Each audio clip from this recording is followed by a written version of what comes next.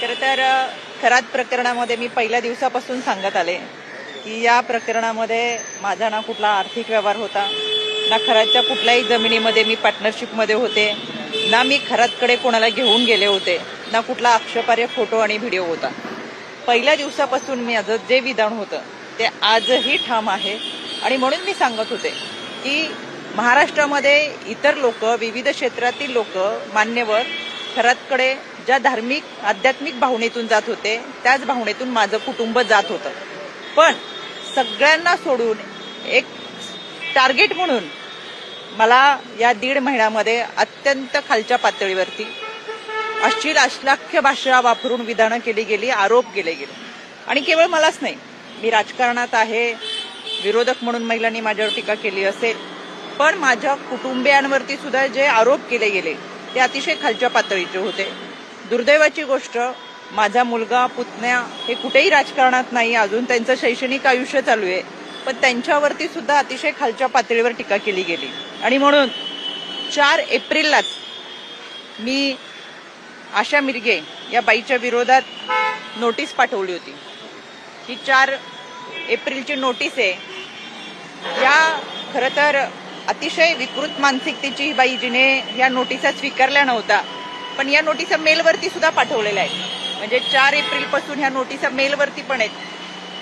3 वेळा नोटीस पाठवली, 3 वेळा नोटीस घेतली नाही. आणि म्हणून मला माझगाव कोर्टातून ही फौजदारी फिर्याद दाखल करावी लागली. ही फौजदारी फिर्याद दाखल केल्यानंतर माननीय न्यायालयाने आशा मिरगेला समन्स काढून आज कोर्टामध्ये हजर राहण्यासाठी सांगितलं होतं. आशा मिरगे कोर्टात हजर होती.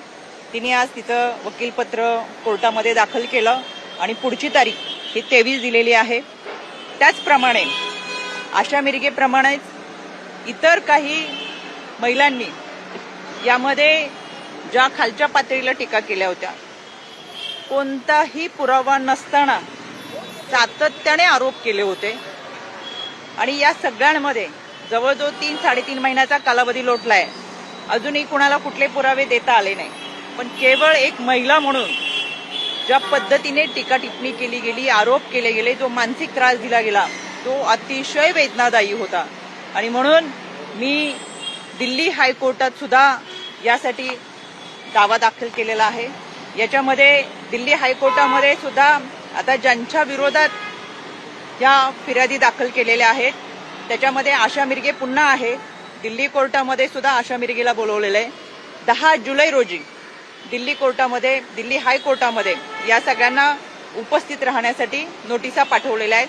त्याच्यामध्ये आशा मिरगे, रुपाली ठोंबरे, सुषमा अंधारे, अंजली दमानिया, त्याचबरोबर काही यूट्यूब चॅनल्स आहेत ज्यांनी कोणताही पुरावा नसताना स्वतःच्या TRPसाठी आपल्या या चॅनलवरती सातत्याने AIच्या माध्यमातून व्हिडिओ बनवून विकृत पद्धतीने बातम्या चालवल्या.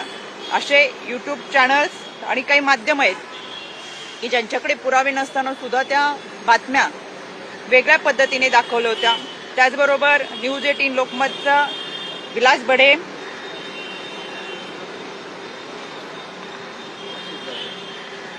लोकमत आशिष जाधव, संग्राम वनवे, ओंकार सोनवणे, प्रेरणा बलकवडे आणि शंतनू जाधव अशा या सगळ्यांच्या विरोधात दिल्ली हायकोर्टातून नोटीस पाठवलेली आहे. 10 जुलैला मी स्वतः दिल्ली हायकोर्टात उपस्थित राहणार आहे. खरं तर हे सगळं प्रकरण चालू असताना ज्या ज्या चौकशांना सामोरं जायचं त्या सगळ्या चौकशांना मी, माझं कुटुंब सामोरं गेलो. ईडीच्या चौकशीला सामोरं गेलो, SITच्या चौकशीला गेलो, शिर्डी पोलीस स्टेशनला सामोरं गेलो. पहिल्यापासूनची आमची भूमिका ठाम होती. इतरांप्रमाणेच आमचा आध्यात्मिक भाव होता. यामध्ये कोणतंही दुष्कृत्य आम्ही केलेलं नाही, खरंच्या कोणत्याही वाईट कृत्यामध्ये आम्ही सहभागी नाही. हे सगळं असताना सुद्धा ज्या पद्धतीने माझ्या कुटुंबियांची बदनामी केली गेली ती अतिशय विकृत पद्धतीची होती. आणि त्याच्यामुळे कायद्याच्या चौकटीतून निश्चितपणाने मला न्याय मिळेल आणि हा न्याय मी न्यायालयाकडे मागते. ताई, दीपाली सय्यद आहे, यांनी देखील ट्विटच्या माध्यमातून मी संपूर्ण अशोक खरात यांच्यावर पिक्चर बनवतो आणि त्याने ट्विटच्या माध्यमातून फोटो देखील ट्विट केलेला आहे. याकडे कसं पाहता? मला असं वाटतंय, माझ्या माहितीप्रमाणे कायद्याच्या प्रक्रियेनुसार कोर्टमध्ये जी केस चालू आहे, जे प्रकरण चालू आहे, जे न्यायप्रविष्ट आहे, त्याच्यामध्ये कोणत्याही पद्धतीचं चित्रपट निर्मित तुम्हाला करता येत नाही.